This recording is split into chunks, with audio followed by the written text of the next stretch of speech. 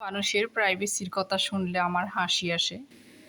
যাদের কোনো আসলে বেডরুম বলতে কিছুই ছিল না, যারা বড় হয়েছে অন্যের ঘরে, অন্যের খেয়ে, অন্যের পড়ে, অন্যের দেখে, তারাই আজকাল মানুষকে প্রাইভেসি বলতে কি একটা বোঝাতে চায়।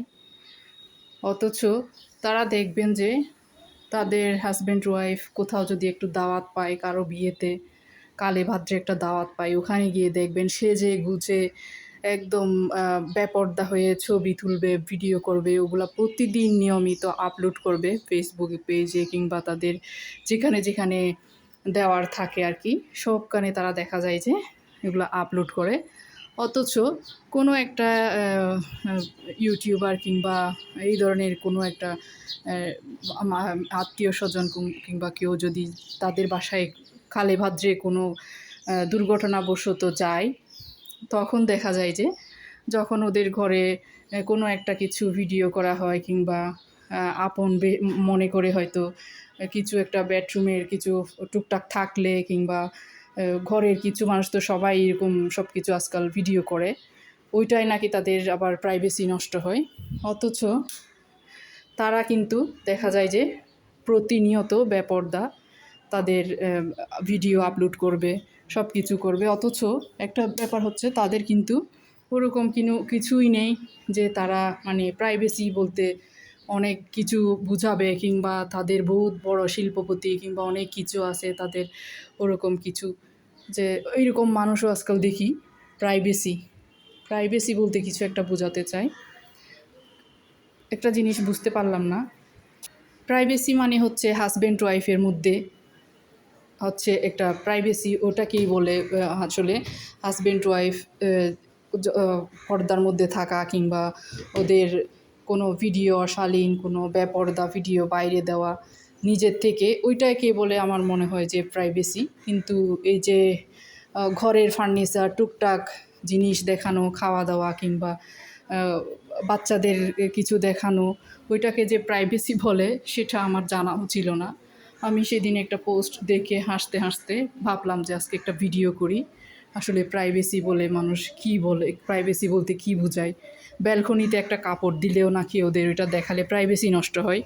আরে বাবা, ব্যালকনি তো কাপড় শুকাত দেওয়ার জন্য, ব্যালকনি তো কাপড় শুকাত থাকবে, কাপড় শুকাত দেবেই। ওখানে যদি পার্সোনাল কোনো কিছু থাকতো, প্রাইভেট কোনো কিছু শুকাত দেওয়া হতো, ওইটা দেখা হতো, তাহলে বলতাম যে ও আচ্ছা হ্যাঁ প্রাইভেসি নষ্ট হয়েছে, ওখানে ওদের এই ধরনের কিছু একটা কাপড় শুকাত দিয়েছিল, ওইটা ভিডিওতে এসে গিয়েছে, ওইটার কারণে হয়তো ওদের প্রাইভেসি নষ্ট হয়েছে, লজ্জা লেগেছে।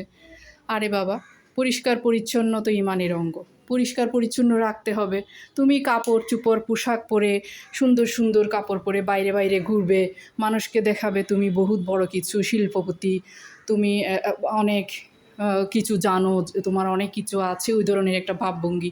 যখন ভিডিওতে তোমার এগুলা এসে আসবে যে তুমি আসলে কিছুই না, তোমার পরিবেশটা এরকম, তুমি একটা নোংরা, হ্যাঁ, তখন তোমার আবার দেখি যে গায়ে লাগে। তুমি প্রাইভেসি নিয়ে কথা বলো, আসলে প্রাইভেসি বলতে কী বোঝায় সেটা আগে শিখতে হবে। প্রাইভেসি হচ্ছে হাজব্যান্ড ওয়াইফের মধ্যে।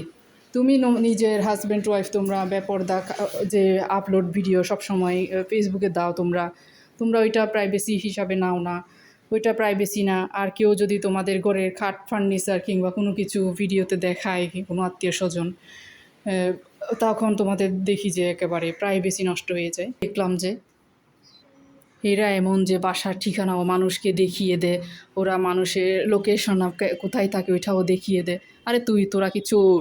চোর নাকি? চোর হলে না ভয় লাগে যে আমার লোকেশনটা দেখিয়ে দিয়েছে, আমার ঘরে আমি তো একজন চোর, আমি লুকিয়ে আছি, আমার এই সমস্যা, এখন আমি কি করব, আমার লোকেশনটা যে দেখিয়ে দিয়েছে। হ্যাঁ, চোর হলে তো কেউ কারো ঘরে কারোর সাথে সম্পর্ক না রাখাই ভালো, চোর চোরের মতো থাকবে। চোর কেন আত্মীয় স্বজনের সাথে সম্পর্ক রাখতে যাবে, রিলেশন রাখতে যাবে, বাসায় যেতে বলবে? বাসায় যেতে যদি 10 বার বলে, কেউ তো একবার হলেও যাবে, না পারতে হলেও যেতে হবে, যেহেতু সে আমার বাসায় আসে। এটা একটা কাটিসি ভদ্রতামি, সেই হিসাবে যাওয়া আর কি। যাদের নিজের বলে কিছুই নেই, আসলে কিছুই ছিল না, অন্যের করে বড় হয়ে খেয়ে দিয়ে বড় হয়েছে, তারাই দেখলাম যে আজকাল কাপড় পোশাক আশাক একটা ভালো পরতে পারলে নিজেকে অনেক কিছু ভেবে ফেলে, নিজের প্রাইভেসির কথা বলতে আসে। আজকাল হচ্ছে মুকেশ আম্বানি, বিল গেটসের বেডরুম পর্যন্ত রিক্সাওয়ালা, ট্যাক্সিওয়ালারা বসে মোবাইলে দেখে। সেখানে তুমি সাধারণ একটা তোমরা নগণ্য মানুষ, তোমাদের আবার প্রাইভেসি। শুনলে আসলে হাসি পায়। আজকে আমি এই ভিডিওটা করেছি আসলে ওই জন্যই, যে কিছু মানুষের কথা শুনলে অনেক বেশি মানে কি বলবো, গায়ে জ্বালা উঠে যায়। ওদের ওদের পরিবেশ কিংবা ওদের চলা, ওদের বেড়ে ওঠার সাথে তাদের কথাবার্তার সাথে কোনো মিল থাকে না। তারা নিজেকে কী ভাবে, কী ভাবতে শুরু করে কি জানি। একটু ভালো খেতে পারলে, 2 বেলা ভাত খেতে পারলে, তাও আবার তালিজোড়া দিয়ে। আসলে 20 বছর তো শ্বশুরবাড়িতেও সংসার করেছি, অনেক কিছু অভিজ্ঞতা হয়েছে। আজকের এই কথাগুলো কিন্তু অভিজ্ঞতার আলো থেকে বলেছি, অভিজ্ঞতার আলোকেই বলেছি। এটা কিন্তু আমার একদম বাস্তব অভিজ্ঞতা থেকে এই কথাগুলো আপনাদের সাথে শেয়ার করেছি। ভালো লাগলে লাইক কমেন্ট করবেন, আর ভালো না লাগলে ইগনোর করে যাবেন। আসসালামু আলাইকুম।